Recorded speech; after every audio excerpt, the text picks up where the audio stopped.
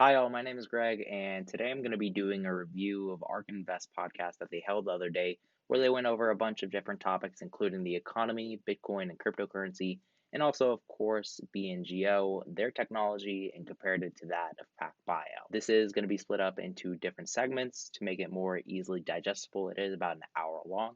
So, with that said, let's just hop right into it. Good afternoon, everyone, and welcome to today's webinar. My name is Ren Leggy, ARK's Client Portfolio Manager, and I will be moderating today's call.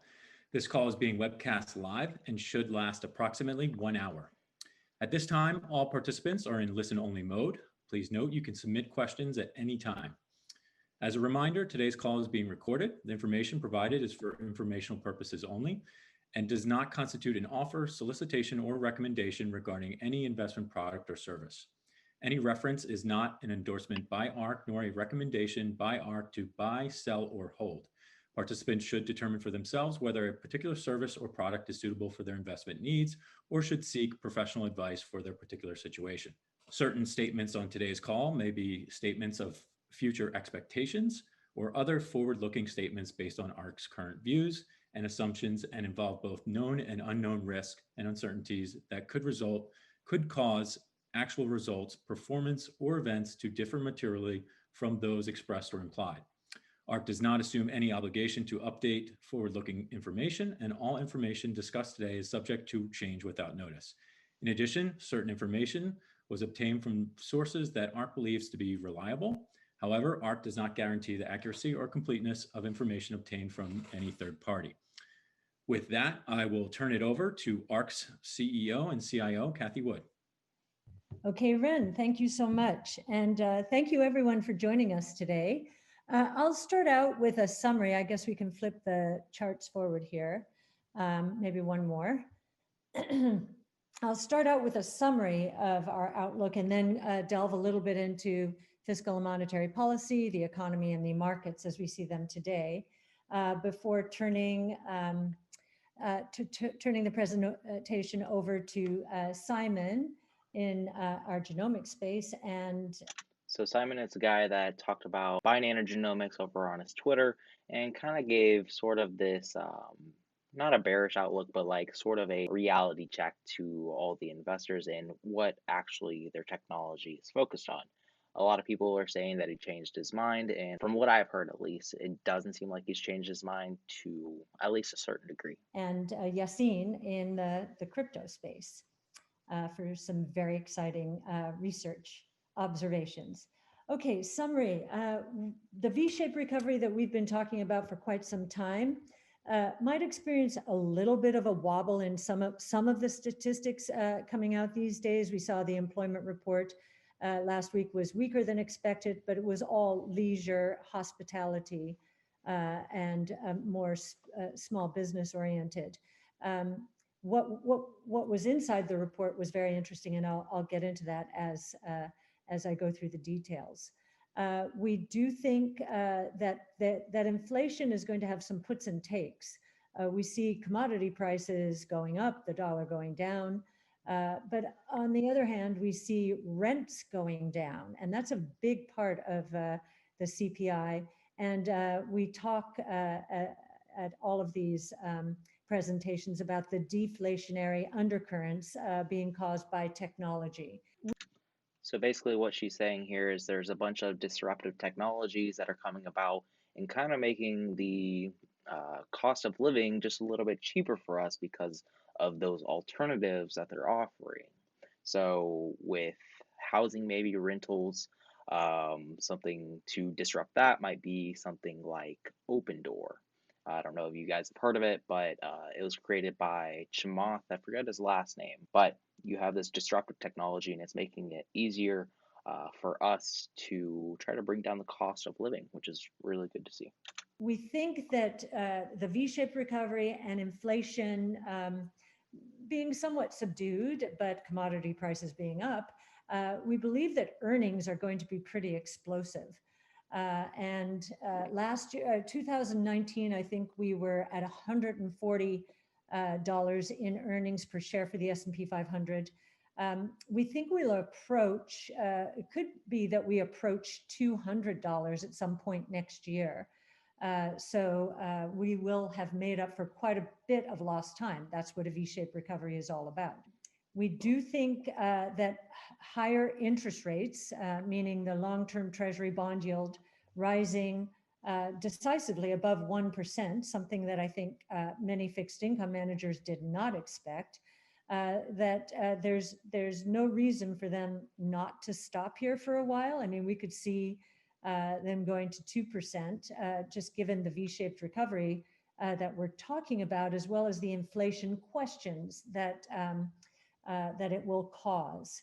And so in our view, the interest rates going up will be more about the market finally working, even though the Fed doesn't want that to happen on the short end of the curve, than it is about inflation really taking off here. We do think valuations might wobble as interest rates go up. Wobble is another way of saying maybe go down a bit. But as in 2017, we So basically, wobble equals volatility. think the market will resolve with the conclusion that rates going up on the long end is really a sign that the market is beginning to work, and that the Fed will probably be forced to follow it. That is always the case. Okay, on to policies now. We'll start with fiscal policy. We had the Democratic sweep of the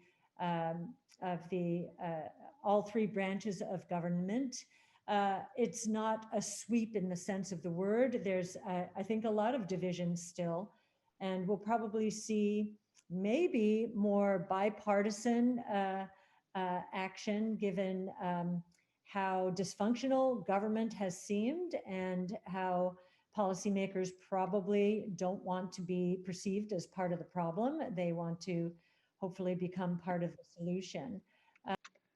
You see here, Cathie, in my opinion, at least seems a little too optimistic about our government. At least in my opinion, we have a very dysfunctional government, and I don't think they're looking to change that.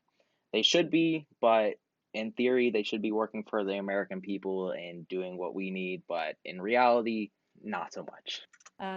So maybe we will see more bipartisan legislation here. That would be nice for a change. There are three areas where we could see bipartisan legislation. And there are three areas that President-elect Biden is focused on: infrastructure, healthcare, and clean energy. So infrastructure, I think we can get bipartisan support behind that. I'm not quite sure why President Trump really didn't throw his weight around this one, because he seems so interested in it. Nonetheless, it does leave a policy area where we can get bipartisan support. Healthcare, I think we will not see a return to the attempts at universal healthcare, at least not any successful attempts or serious attempts. I do think that the two areas that the Trump administration has focused on, getting drug prices down and accelerating the approval of breakthrough therapies, I think those two policy goals will be sustained here. And therefore that means that generics and biosimilars will continue to be approved more quickly than might otherwise have been the case. And I do think, especially with President-elect Biden's son's cancer and the heartbreak associated with that, I know that he has a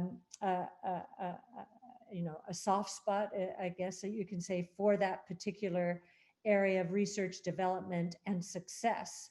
And of course, the genomics revolution is importantly focused on cancer. Simon will share some thoughts with us in a moment about that. Cancer is just one of the things that genomics is focused on, but the main part of genomics, I think at least, is just for personalized medicine. Right now, we have this sort of one-fits-all approach, but with genomics, we'll be able to cater healthcare toward the individual, which is really helpful, especially in cases like cancer. And then on clean energy, and the reason we might get bipartisan support here is because I do believe that when it comes to clean energy, energy storage, battery technology, even solar to some extent, we have evolved far enough down the cost curves associated with these technologies that they are getting ready for prime time. They will not need subsidies, even though they may get them in a policy sense. So I think these three areas are going to see some bipartisan support. Where we will not see bipartisan support is on the tax side of the equation. Today I saw, and of course it will take a lot to legislate this, but that President-elect Biden's focus will be on raising corporate taxes, but especially for companies with businesses in the rest of the world. So it seems as though foreign earnings will be taxed at a higher rate than a US. And of course, this could change many times before we see any legislation, but we see intent there. If that is true, it would probably benefit smaller cap stocks, smaller businesses, smaller cap stocks, whose businesses are located primarily in the United States. That, and also I think that it would drive those businesses that are outsourcing their work to places like China or some of the cheaper labor countries back into the United States. If they're getting taxed on making it out there, then they're more encouraged to bring those jobs back to the States. And I think that would really help in terms of what she said earlier with manufacturing and with infrastructure. And these bigger companies that outsource, they'll rely more on United States workers than that of foreign countries, which I think is great for our country at least. I didn't see that much on taxes for individuals making more than 400,000. I do believe that's in there, and we'll see if it goes through. I think the last thing we want as this economy is coming out, and parts of this economy are coming out of a very difficult year, are tax increases. We'd like to cement the V-shaped recovery and have it move into an outright expansion. But we will see what the policymakers will do there. Some of the things that I've heard that Biden has brought up would actually hinder a V-shaped recovery, at least in terms of the stock market, because I know that he's looking to increase the capital gains tax for the long-term capital gains from, I think, 20% is the maximum right now, all the way up to 35%. So that could end up hindering that V-shaped recovery that she's talking about here. And then, the extension past that V-shape. Monetary policy, 25% M2 growth is quite a number.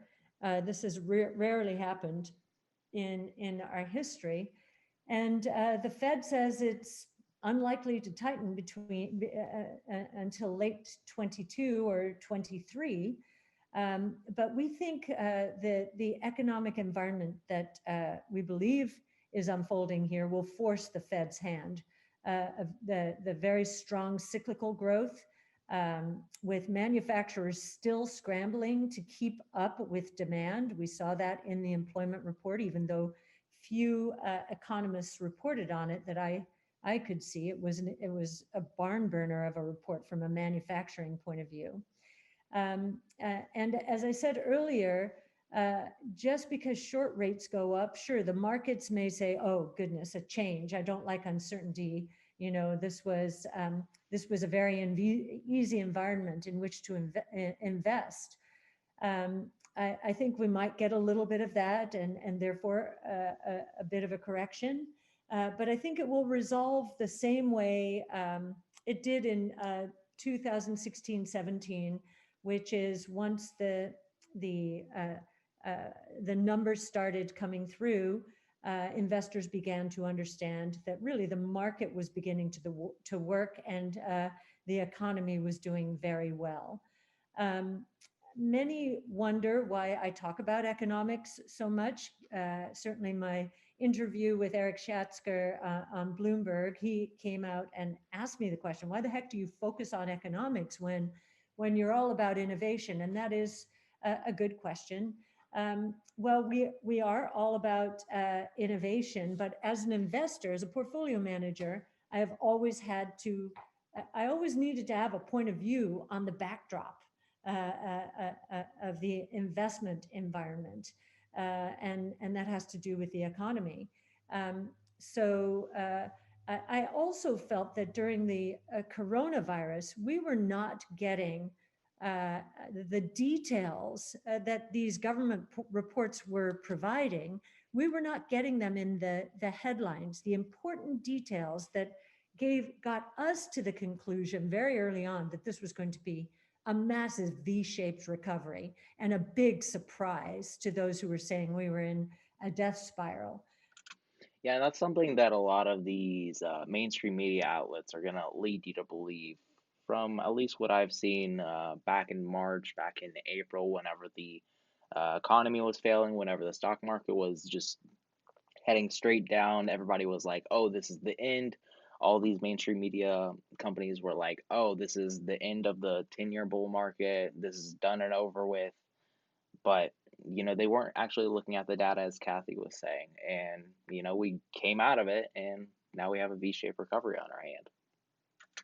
And so that's why I started doing it on YouTube. I really wanted to hold our clients' hands, our prospective clients' hands, anyone's hands who's invested and was feeling as though the world was melting down around us. So we now know autos, they haven't completely recovered, but they've made a much stronger recovery than I think most people expected, mostly because many people are buying an extra car. They don't want to take mass transit. Housing has been on fire. That's actually something that I did during the pandemic, and that I was previously riding the bus mostly to and from school, to and from wherever I needed to go, whether it be the grocery store or whatever. And, I was kind of worried about that, in that, being in a public space for 30 minutes, an hour a day, or 2 hours there and back, that can really increase your odds of catching the virus. And that's why I ended up buying my own car this year. And while it does cost a lot more money, it has saved me time, and it gives me the ease of mind that I'm not going to catch it. So capital spending has been on fire after being moribund for at least 2 years, as businesses were fearful about both the China-US trade conflict and an inverted yield curve. And now, of course, we have government spending, which is likely to kick up again with a new stimulus program. So we could see double-digit GDP growth rates this year in a few quarters. Again, we think manufacturers will be scrambling to keep up with the demand. Now, the only thing I'll say about M2 growth that I think, and I won't dwell on it because it is somewhat esoteric, but I think it's important. If what's been happening so far, if that money growth finds its way into the asset markets, that's good, that's fine. That means velocity will continue to fall. And what that means is the rate at which money turns over will continue to fall. It's been falling practically for 10, 11, 12 years. And that will take the inflationary sting out of monetary policy. If it's going towards investing and savings and not towards consumption. If, however, that's something that we've already continued to see with a lot more people. If they have discretionary income, at least, a lot of them are saving up their money, and that kind of happens whenever you have this great big recession on your hand that we experienced back in March. I don't remember the exact numbers, but I just remember reading a bunch of reports saying that consumer spending was way down Savings rates are just skyrocketing, and a ton of people just piled into the markets. A ton of retail traders piled into the markets back in March because it was a great opportunity, something that people had been waiting for years to start investing on a dip. So that's pretty cool. A psychology starts to evolve, which says something like, well, you know, interest rates are going up and prices are going up. So let me buy this house now, or let me buy this big durable good now before those two things happen. That is when the velocity of money would start to, even if it flattened out, it's been falling, but if it flattened out, that 26% M2 growth would have more inflationary ramifications than I think anyone now can appreciate. Now, I don't think this is going to happen, but it could. And So she's saying if they increase the interest rates at too quick of a rate, you're going to see what's called hyperinflation, where the price of pretty much all assets just starts to skyrocket. It's going to be homes, it's going to be the stock market, maybe even crypto, who knows? we are watching out for it. It is a risk. Then on to markets, the market, the economy, I've given that. Onto the markets. What's been beautiful about the equity markets recently is the bull market has been broadening out. We've reached a new high in the equity markets, which means the recovery is over and the bull market has resumed. The fact that cyclicals are participating confirms this V-shaped recovery, and the broadening out of the bull market makes it a stronger bull market. This is not like the tech and telecom bubble when the market narrowed towards the internet stocks effectively and biotech. Now, I do see that going on to a certain degree. If you check out airlines or places like travel, they're doing a lot less hot than those that ARK is investing in with a lot of disruptive innovation companies. And, the Internet of Things, that's been really popping lately. And what I don't know if she's taking it into account or not, but FANG makes up the most of the S&P 500, and I'm assuming that's where she's getting this conclusion that the entire equity market is going up. So that is something to keep in mind, that it is broadening, but the broadening of the bull market is very slow whenever it comes to certain industries, again, like travel or manufacturing. And hopefully, with the new president-elect Biden, he can add to that infrastructure and add to manufacturing. That way, those markets can go up as well. Instead, it's broadening out. We think that's very healthy. I mentioned interest rates. We think they're going to go up. We think that the yield curve will steepen until the Fed's hand is forced to take short rates up. That'll be good for a lot of financial stocks. Credit spreads have been tightening, and they continue to tighten, suggesting there's no trouble on the horizon. I mean, you see some sporadic trouble out there, but they've been caused by the coronavirus, in the commercial real estate market and in the leisure and hospitality space, but elsewhere, credit spreads have been coming down.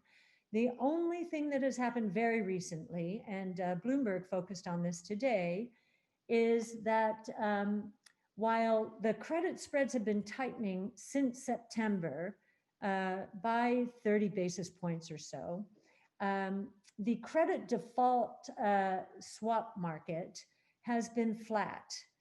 So it hasn't, we've seen basically as the cost of protecting investment credits, so hedging, has not continued to improve like credit spreads have. So just at the margin, an indicator, and we watch this because we've been focused on all those companies that leveraged up to buy back shares and to pay dividends, and maybe haven't invested enough in innovation. And innovation is just racing through the economy. And we think putting the traditional world order, not just in the United States, but throughout the world, in harm's way. So this early indicator may be an indication that some bond investors are seeing merit in that way of thinking about the world. So with that, I will turn this commentary over to Simon to talk about something very important that he has surfaced in the genomic, or thanks to the genomic revolution. So I'm actually going to be leaving that for tomorrow. I'm going to be posting Simon from ARKG's thoughts on BNGO in the podcast, and where people said he changed his mind, but in my opinion, it doesn't look like he did. So definitely tune into that tomorrow. And before I go, I just want to thank all of you guys for the support you've given me on the channel, and thanks to all my patrons over on my Patreon. And if you want to join, that'll be linked in the description below. And with all that said, remember to stay positive, stay green. I'll catch you in the next one. Bye, guys.